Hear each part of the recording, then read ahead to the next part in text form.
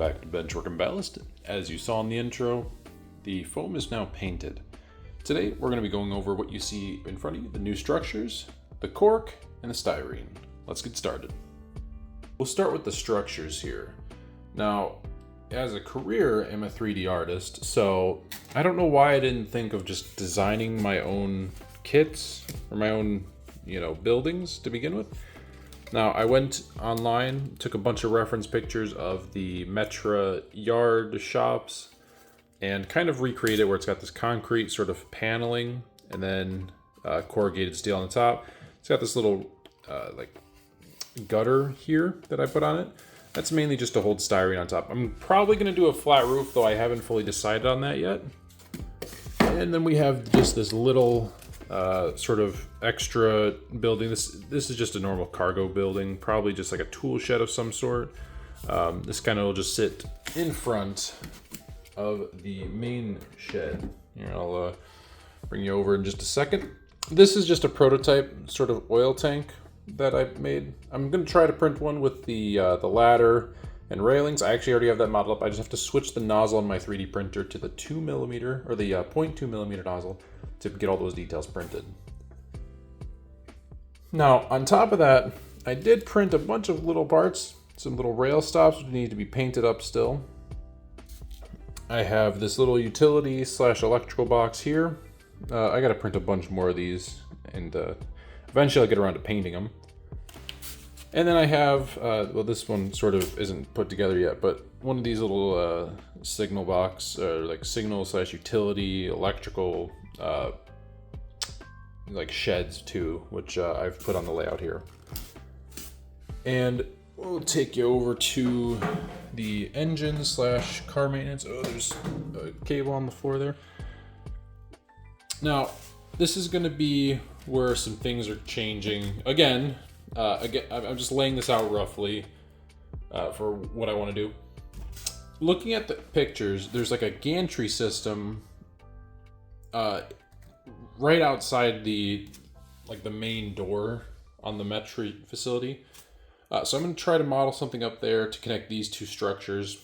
Obviously, I have to do the roof, I have to do the doors, I have to do pretty much all the detail stuff still. So that's all going to be coming probably in the next couple of days. I'll be modeling and printing and just kind of getting ready for all that. Now, on for what I have that I want to do today, which is setting up this cork.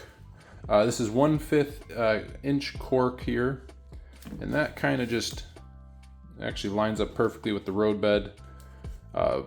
This is the foundation for the concrete. Pretty much anything that needs to be track level is going to be put on this. So I'm going to make little manual switch throws on all these. Those need to be put on cork so that they can be ballasted. All the concrete, which is going to be made with, this is 40,000, this is 1mm styrene. So basically, what that allows me to do is if I just put this up there, it goes right up to the tracks and it sits right below track level.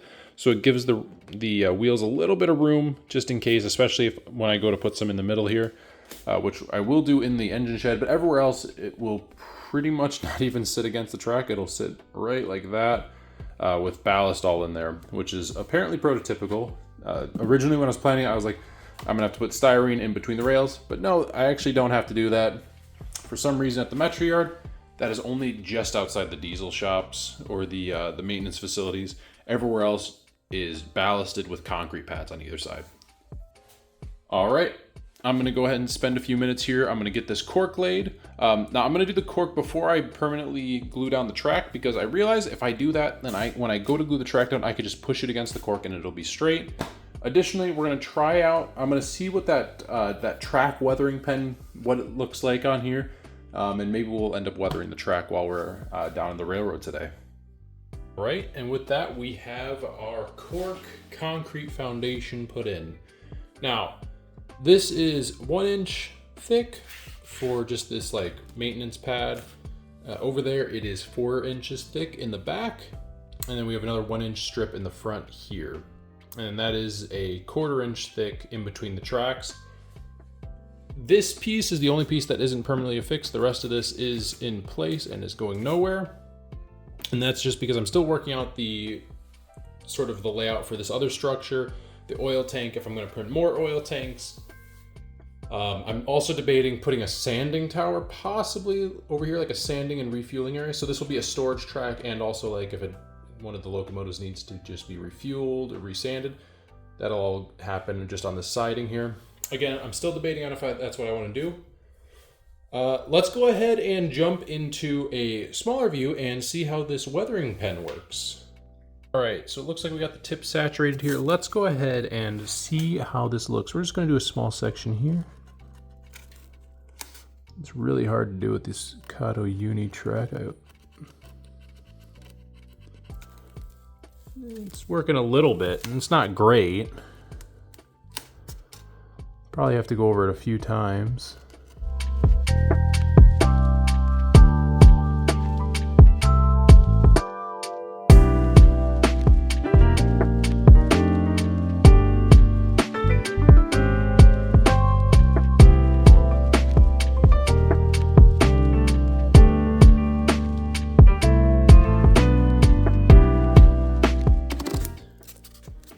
But I want to say that does look decent. I'm gonna go ahead and cap this real quick. Come back here in a second and grab a paper towel. Let's just go ahead and try to very gently wipe off the top without getting the sides. Yeah, not very much of it ended up on top of the rail, and that looks pretty good. At least not super zoomed in like the cameras. From standing in the back here behind it, it does look pretty good. I think that mixed with the weathering powders that I'll put on after the ballast, I think will actually look pretty good. So anyways, I'm gonna do one more thing here and then we'll call it here. Now, obviously there's still a lot to do on this layout. We still have the bridge to build here. We still have to finish these buildings, which again, I'm not gonna start painting until I'm 100% set with their design and everything. I actually went through quite a few designs here, both wall types and just general looks. So this was the original. This is what I have now. You can see the corrugation isn't as aggressive. These wall tiles, there isn't as many. It's a little bit more prototypical on this one. They also went through a lot of failed prints trying to get these buildings to work. Come to find out, it was just my nozzle. It wasn't actually the print, it was the nozzle on my printer needed to be replaced. So if anyone's having issues printing stuff, double check the nozzle, replace it, try it again. That saved me days of work trying to troubleshoot. I just asked one of my friends, like, oh, why don't you just replace the nozzle? Did that, worked like a charm. I'm printing things again. I'm gonna be switching to the smaller nozzle, and I'm gonna start printing some smaller details. Again, I'm gonna try to print that oil tank with a little bit more detail. I'm still debating on the sanding tower and other sort of smaller details until I actually get to that phase of the project. But as of right now, it's looking pretty good, I'd say. It's getting there. I think next time we're going to secure the track fully. We're going to probably play a little bit more with the design of like the actual facility itself. Maybe we'll build the Pike stuff kit. I do have a bunch of paints. I've been building up my paint inventory just so that when it is time to start painting, that'll be nice and easy and I can do that. So anyways, thanks for stopping by. I know this was a little bit shorter. We didn't get a whole lot done because I'm still kind of in the planning phase. If you guys have any ideas of what I can do to make this engine facility look better, what I could put in it. Again, I was thinking of sanding tower right there probably. Maybe some diesel fuel pumps, just a bunch of random crap here, big gantry system. There, sort of prototypical. Over here, this side's pretty much like sorted. I'm just gonna put some generic details, make this a concrete slab, call it a day. Again, right here is gonna be an overpass. So as for the rest of it, I don't know. I have a lot of blank space in the front of the layout, which I may just put scenery like grass, gravel, whatever, make it look sort of industrial, whatever. That area, this whole area here is pretty much going to be an overpass, so that's not really needed. And then this back area, I still have to sort of figure out what I want to do because there's a lot of space there still. But anyways, thanks for stopping by. Next time, we're going to secure the track. We're probably going to try to paint some of the styrene. I am a little nervous to paint the styrene with the concrete but you know, you got to start somewhere. So anyways, again, thanks for stopping by, and we'll see you next time.